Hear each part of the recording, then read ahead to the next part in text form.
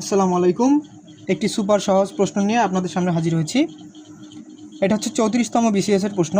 প্রশ্নটি হচ্ছে একটি সংখ্যার 25% হলো 30, তাহলে সংখ্যাটি কত? এটা আমরা খুব সহজেই করতে পারি। কিভাবে করতে পারি? আমরা জানি 25% মানে 4 ভাগের 1 ভাগ। তাহলে এখানে 25% দেওয়া আছে 30, মানে এটা 4 ভাগের 1 ভাগ 30। তো এটাকে আমরা কিভাবে ওই পূর্ণ সংখ্যাটা বের করব?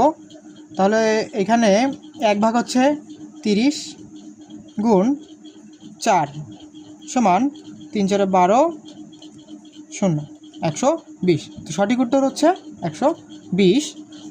তো বন্ধুরা, আপনাদের জন্য একটি প্রশ্ন থাকবে, একটি সংখ্যার 25% হলো 40, তাহলে সংখ্যাটি কত? দ্রুত কমেন্ট করে জানাও। এখানে অপশন দেওয়া আছে 80, 120, 160, 180। তো বন্ধুরা, আমার ভিডিওটি যদি ভালো লাগে আমার ফেসবুক পেজটি ফলো করবে এবং আমার ইউটিউব চ্যানেলটি সাবস্ক্রাইব করবে। ধন্যবাদ।